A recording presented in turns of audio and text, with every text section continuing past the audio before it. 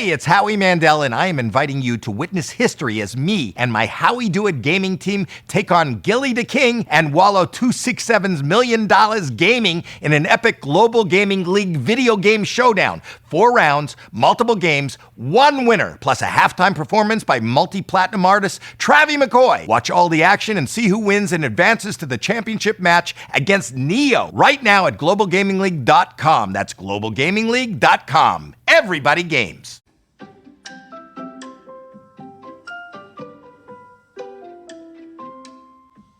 Hi, I'm Daniel Lucas, and welcome to Book 101 Review. Book 101 is all about the books that I read for the last 40 years. And today I have my special guest.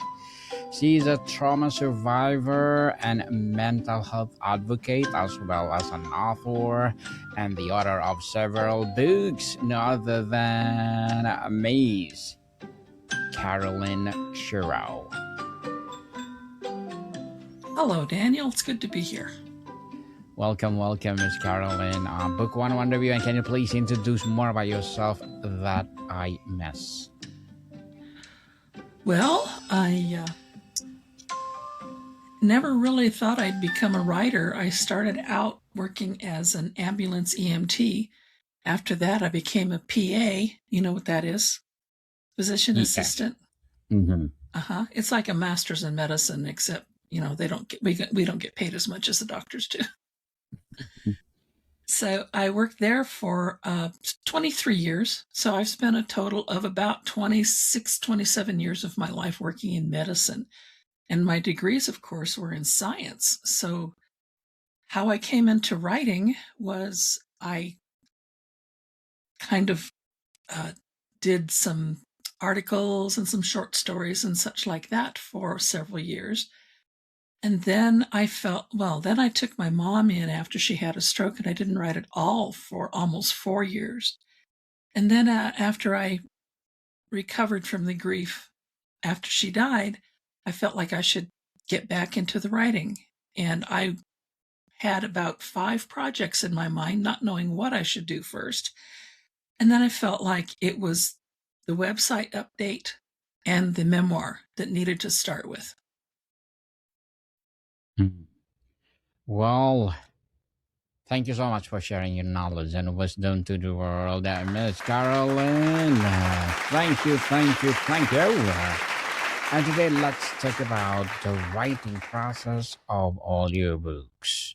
Across all your books, what is the central burning question about human experience that you find yourself consistently drawn to explore, even the characters and settings change dramatically?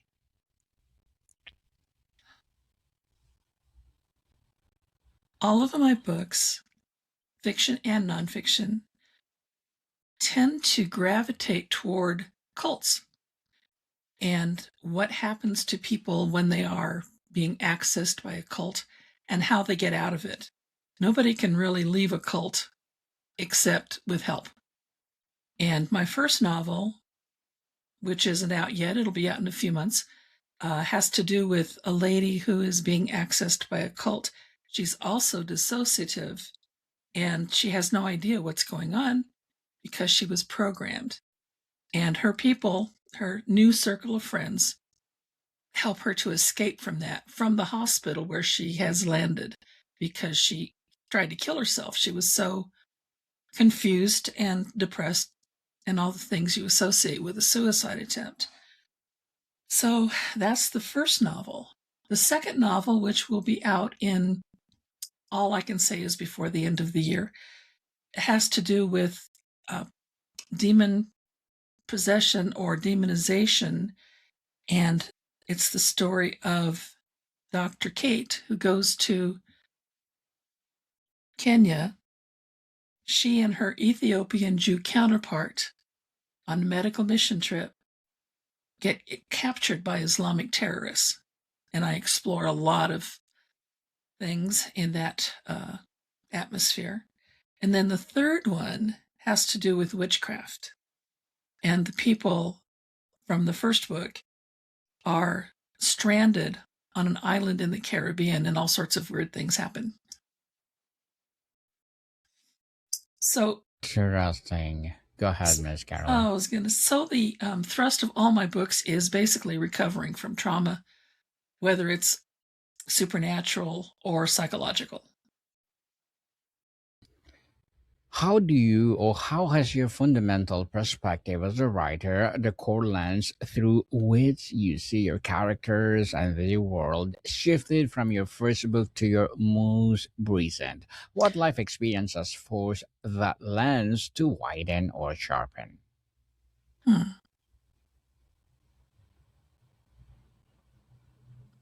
I think that my first book was a memoir, and it came out about a year ago. I still write from that perspective that I showed in the memoir, but now it's my experiences and my further learning has widened my lens. I see more of the world through it, and the characters are deeper than they used to be. They're more well rounded. Around that, for sure. If a literary scholar were to study your collected works, what two to three themes would they identify as your fingerprint? Okay, the first would be recovery from trauma, whether physical, psychological, or spiritual. My PDFs, which we're looking at right now, are collected from blog posts, and they all have to do with emotional and spiritual growth. And that would be my next hallmark. After that would be how to set boundaries and how to forgive people and how to release your rage um, at what has happened through forgiving all those people.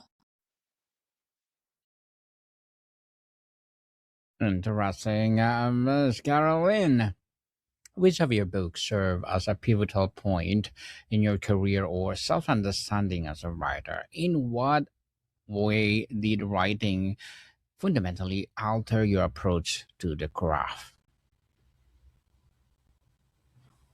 I would have to say that would be my memoir because I had to write it in not chronological order, but topically. And what I did, and that was because so much of it happened so long ago, I don't really remember it. But my first part of it is strictly memoir, telling my story, what happened, how I got through it. After that, it goes into the aspects of being dissociative. Um, for example, shame, pain, fear, all of those things that dissociative people feel. They can't usually quite identify them. They just know they're different and they feel bad. So, writing about all that, although I was very much healed by then, writing about it helped clarify it in my mind so that I could share it with others. Because the reason I wrote the book was not for my own catharsis and my own recovery, it was to help other people. My goal is to bring hope and healing to people who have experienced severe trauma, especially those who have been dissociative. Let's talk about the process and evolution, Ms. Carolyn. How has your process for catching the initial spark of a new book evolved? Did you or do you now trust certain methods more than you did when you started? Okay, I think I'll start with saying that when I write, I've always written short stories in nonfiction, but I found out with writing my memoir that you have to use fiction techniques to write nonfiction. Otherwise, it becomes boring and people will put the book down.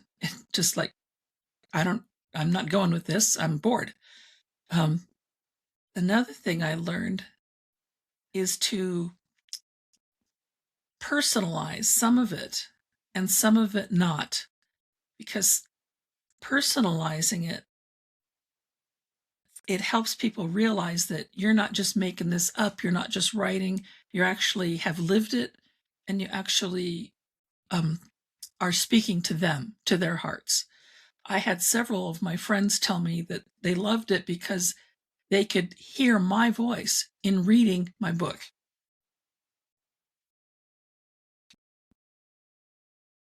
Interesting, Miss Carolyn. And your first draft isn't your raw material. How has your personal editing philosophy, your approach to transforming that chaotic first draft into a finished novel matured? What do you know to cut or amplify now that you didn't then? Honestly, I don't write first drafts. I write drafts that are about in third or fourth level because I don't think that way. I don't think in draft form. It's really kind of interesting. And so I don't use outlines. I don't study other people's methods so much. But I will say that having the book written, it changed my, or having written it, what I had to do was to go back through my counselor's notes about our sessions and use those for research. And that's where I got a lot of the personal stuff. He had an amazing method of taking notes on his laptop while we were in session, and then he'd give me copies of the session notes. I still have 6 3 or 4 inch notebooks of them. That's a lot of notes that I had to go through, but it really helped to narrow my my focus to what I really needed it to be. So, Miss Carolyn, you create a characters who feel alive. How has your technique of or for building a character from inside out developed? Do you start in a different place now or than you did with your earliest protagonists? You're talking about my fiction characters, I assume. Yes, please. Okay. And I try to go with what they call deep point of view, which is in essence where you become the character while you're writing. Doesn't matter what they're like, what gender they are, anything. It matters what you feel about that character, that you feel what they feel. And that's really how my characters have evolved. I used to write more shallowly, and now I can get into the character. I have learned how to become the character, and that really helps to make it deep and real.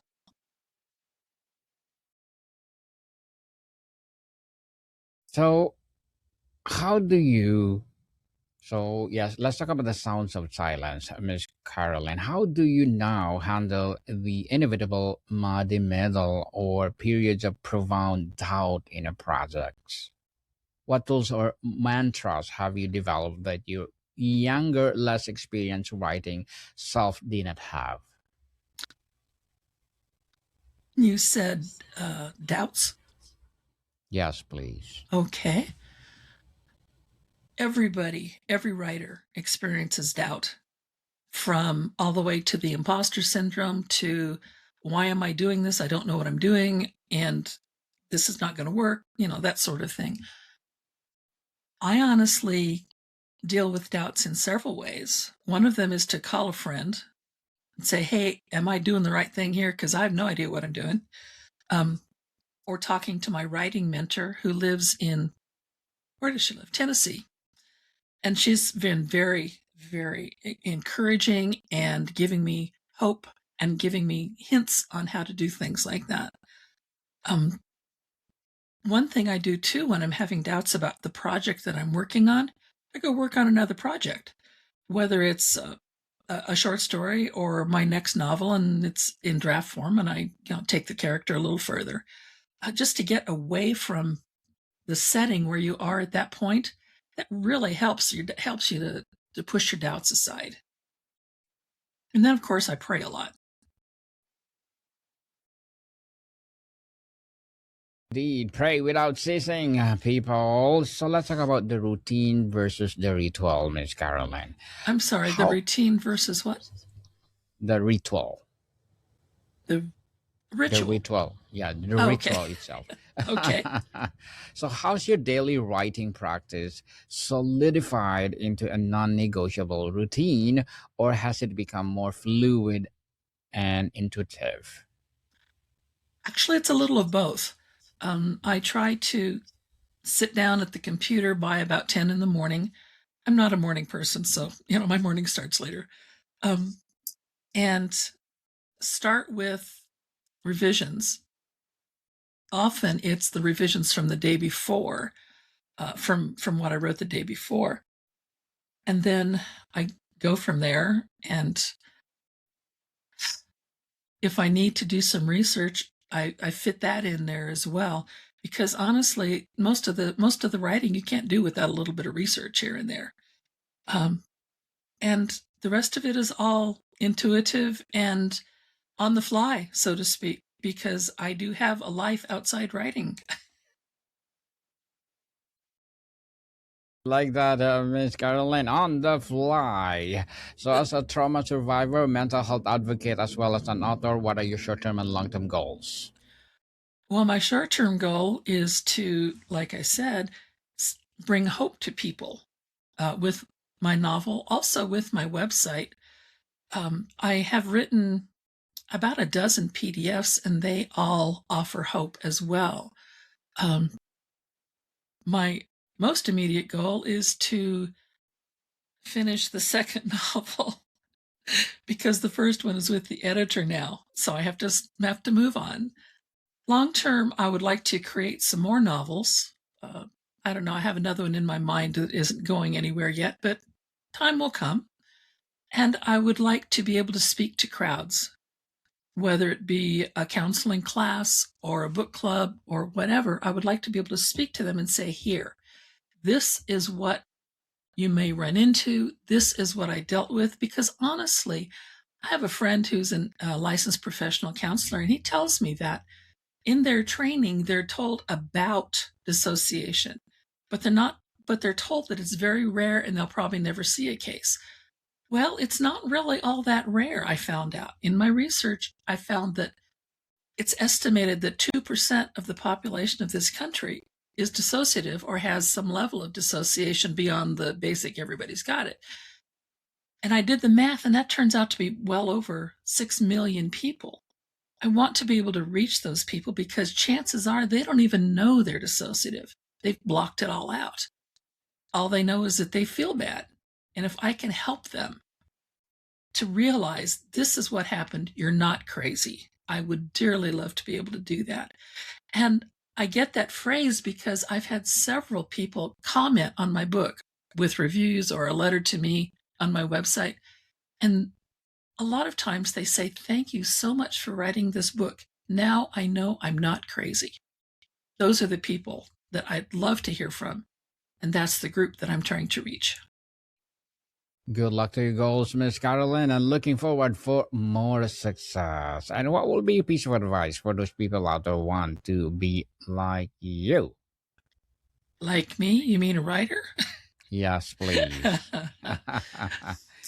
I would say several things. Number one, don't be too hard on yourself. Everybody fails. Everybody has false starts.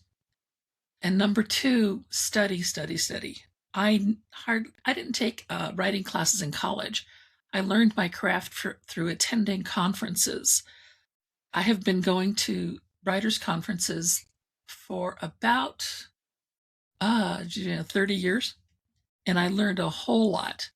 And at those conferences, you can pick and choose what classes you want to listen to go to, whether it's in your field, in your genre, or another one you just want to explore.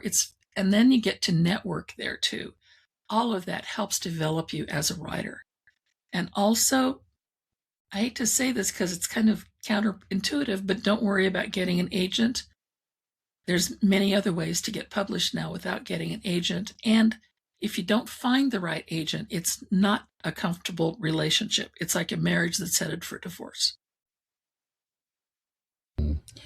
Well, very well said, Miss Carolyn, and thank you for that empowering advice. And can you please recommend a book or books that influence your journey? That influences my writing? Yes, please. Okay. Well, there's there's one in particular that really isn't available except through the Restoration in Christ Ministries website, and that is by, here it is, Tom Hawkins. He's the founder of that ministry. His book is called Dissociative Identity Disorder: Recognizing and Restoring the Severely Abused. That helped me so much in my writing and in my healing. Oops. Another one would be, it's by Zinzer, and it's called On Writing Well. It's how to write nonfiction.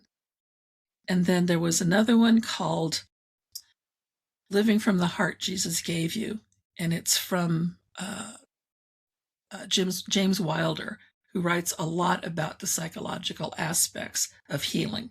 Those three really did help me with my writing the memoir. Very well said, Miss Carolyn. And thank you for the recommended books. Writers often face pressure to repeat successful formula. When you have made a deliberate, perhaps risky choice to change genres, styles, and themes between books, what gave you the courage and what did you learn? What gave me the courage to change genres is it just seemed like it was the time to do it, because I had written nonfiction and fiction before. But to switch back to fiction, the courage was honestly from a writer instructor I talked to. And I asked him about it. I said, am I still going to be able to write fiction? Because I wrote this nonfiction and it was really hard. And he said, yes, you've got the skills to do both. Okay, thank you. The other thing would be that I really don't go by routines or expectations. I go by what I feel. And I felt like this is the time to go write those novels again. Well, I should say rewrite the novels, because they were already written, but not taken care of, if you know what I mean. So that's kind of my process.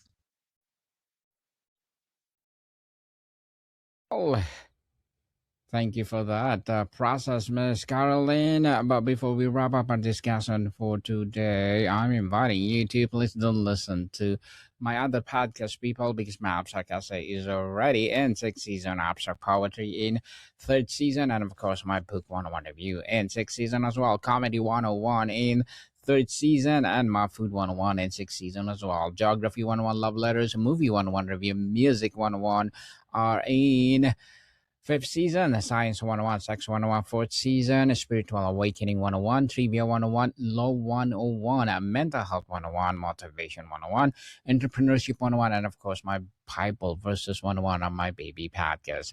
Please listen to them wherever you listen your podcast. So, Miss Caroline, if you had to name the central creative tension that energizes all your work, is it between hope and despair, memory and the present, and individual and society, or something else entirely? Well, I'd have to say all of the above, but the first one, despair versus hope, that would be the most common one.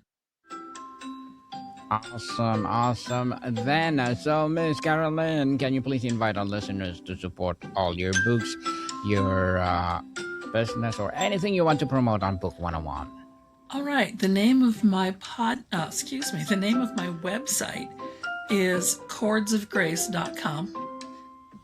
And I would like to direct that to people who are interested in my book, because the link to the book is right there. It'll take you straight to Amazon and other online resources.